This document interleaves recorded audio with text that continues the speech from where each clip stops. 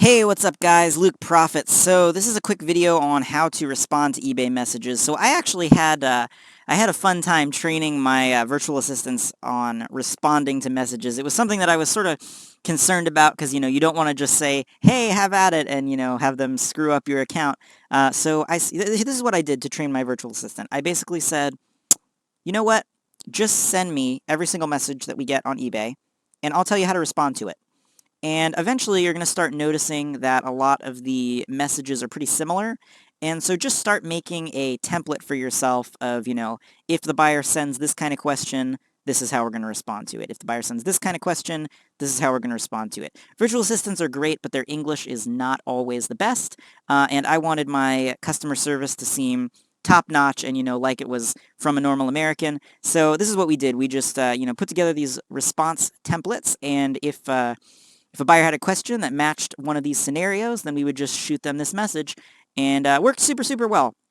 So it took maybe a week or two to train them, and that was able to cover 99% of the messages that we got, and anything that was not, anything that he wasn't sure 100% how to respond to, and there wasn't enough info in here, then what we would do is he would just shoot me the message, I'd tell him how to respond to it, and he would add a new scenario. Or if it was just a really weird one-off kind of thing, then I would just respond to it. But, eventually it got to the point, well, it's at the point now where I rarely ever get messages, maybe once a week or something like that. I don't know, it's kind of weird. It almost seems like it happens in blocks. Like I'll have nothing for a while, and then all of a sudden it'll be like 2 in a week, and then it'll be nothing for a while again. This is sort of varies, but anyway, that's how I trained him to handle the messages, and let's just go through here. This is a downloadable thing, by the way. I'll have a link somewhere that you can just click and download. But yeah, this should help you out a ton, and pretty much with all your customer service, if you follow this, you'll be fine. So here we go. So I'll just read you the whole thing here. So scenario: send this message to the buyer before we cancel their order if the item is out of stock. So yeah, imagine here, RB was not able to fill the order for some reason because it's out of stock on Amazon, or whatever your supplier is. I guess you don't have to use Amazon, but that's what I recommend. So we sold an item, but then we go to buy it, and we can't buy it anymore. It's out of stock. This is what you're going to send them. Hey, thanks for your purchase. Unfortunately, when we were about to pack your order, we discovered that there was a blank. You just sort of BS that there. We're very sorry. We're sending you a full refund. So the reason for this is you can't just say the item is out of stock with our supplier, because eBay is super picky, and you'd get in trouble. And your account would get dinged, and you'd go below standard, and then you wouldn't get any more sales if you just start telling people that, oh, sorry, it's not available anymore. So what you have to do is you have to say that it was broken or something like that. It has to be one of the other options. There are 3 options that you can pick, and the one that you don't want to pick is that I'm out of stock. So you can either use buyer asked to cancel the order, or the other one.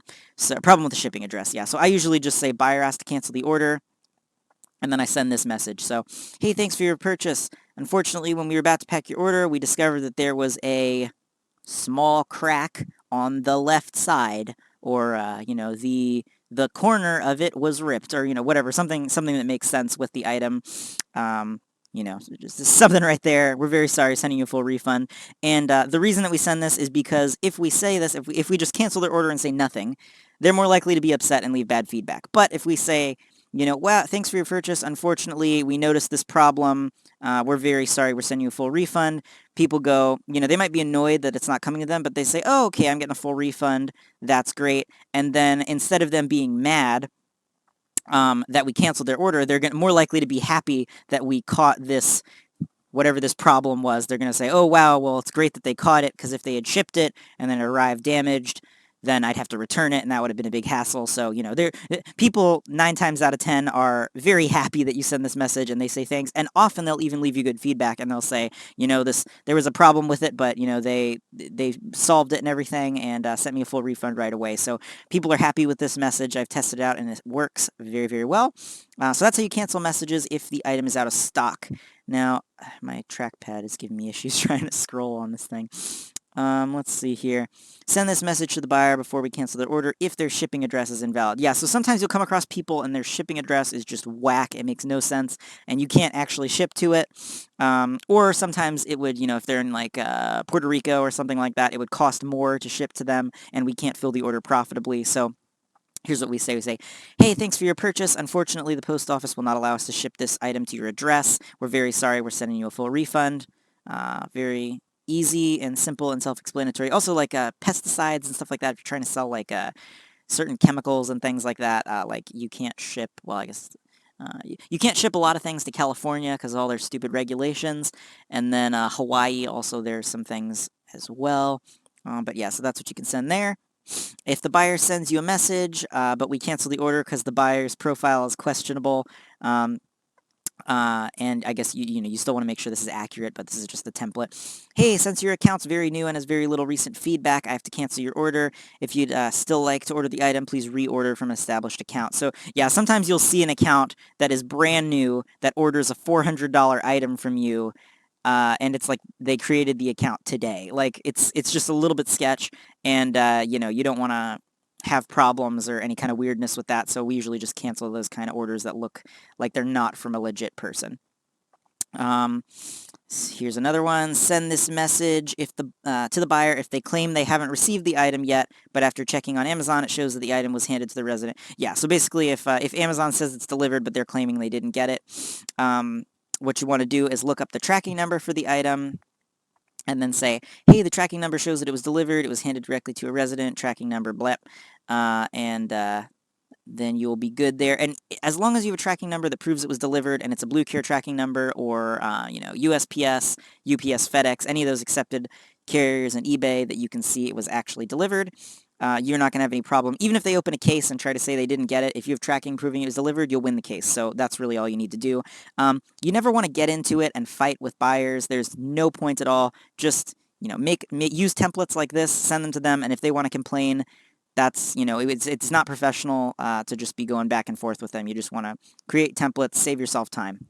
Okay, so send this message to the buyer if they're asking for tracking info, if the suppliers experience a delay on the shipment. So this doesn't happen too much with Amazon, but it does happen sometimes if, you're running a little bit late on shipping and it's not quite there when it should have been.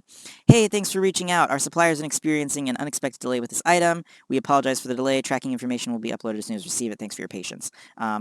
Obviously, if they open a case and it sits for like a long time, you're going to have to like refund them or something.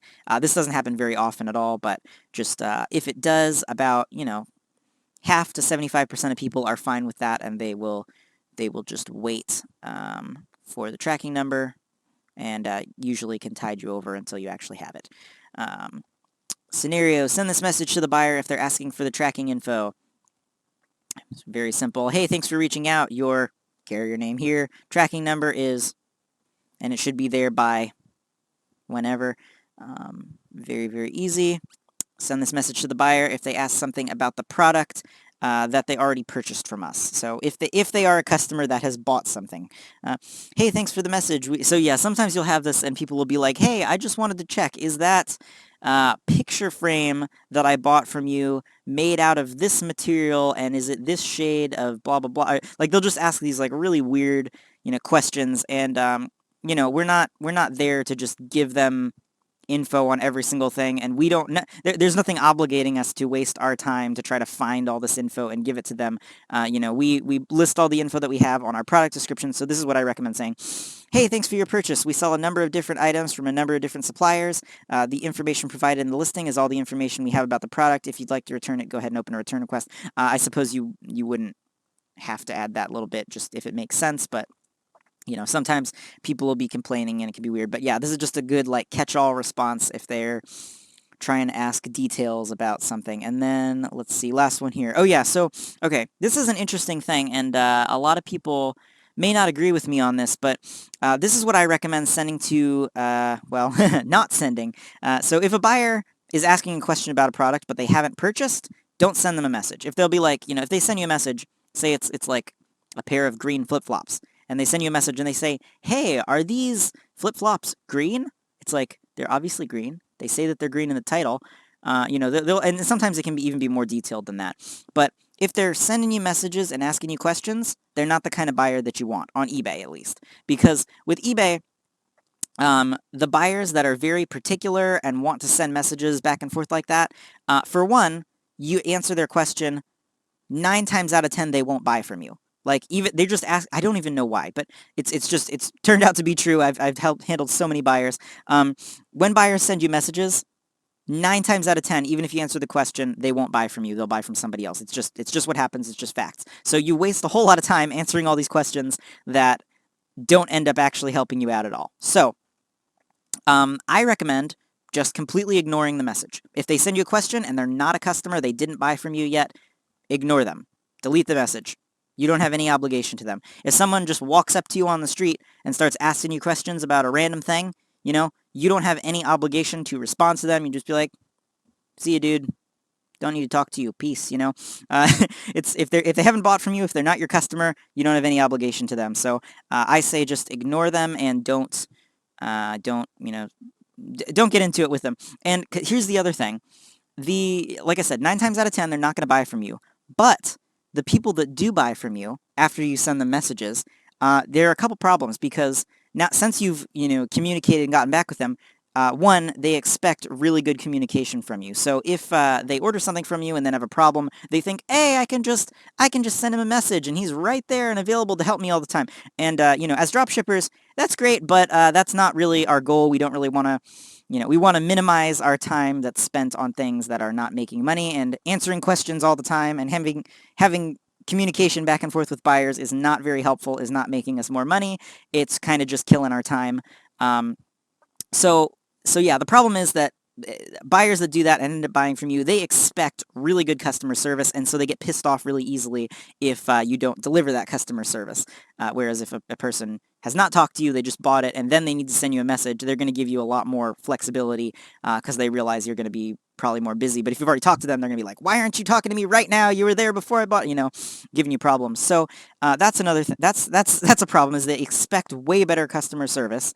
And then the other problem on top of that is that these customers that are picky and asking questions beforehand are way more likely to have problems when they buy from you. I used to respond to every single message I got, be super, that's how I got all this data.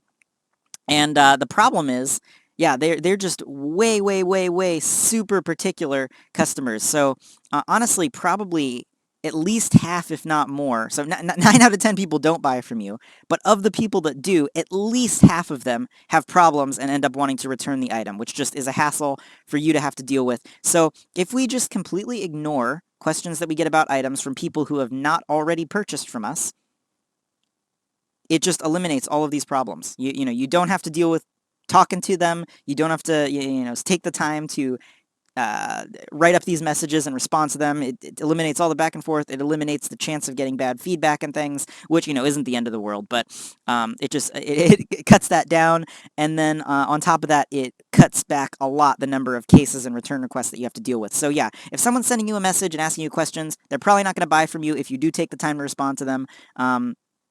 And even if they do, they're trouble customers. So just, if people are asking you questions, ignore them. Just ignore them if they haven't bought from you. If they did buy from you, obviously, look it up and check. If they did buy from you, then handle it promptly using these other templates. But if it's just, if it's a random question, hey, I want to know this so I can buy the item, just ignore them. They're trouble customers, or they won't buy from you.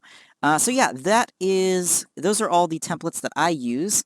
Like I said, I had my virtual assistant create all of these, so these are all the real scenarios that happen, the most common ones.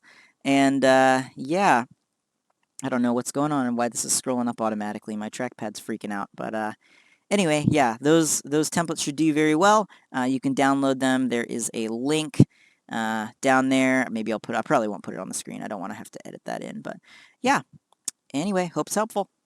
Anyway, guys, that's it for this video. If you're new to dropshipping and you're trying to figure out how to get started, I've got a full free set of training videos down there, link in the description. It goes over everything you need to know about how to get started making money online. And the average person following my method makes around $500 to $800 profit per month after expenses for each 1,000-item eBay store that they have set up and running. They're really not that hard to get started. If you've got any questions about anything dropshipping related, feel free to hit me up on Facebook. I'll put a link down there, as well as a link to a group that I started with hundreds of other dropshippers that you can join. I post new content on this channel every couple days, so go ahead and subscribe and click the notifications, and I'll see you back here with another video in a couple days.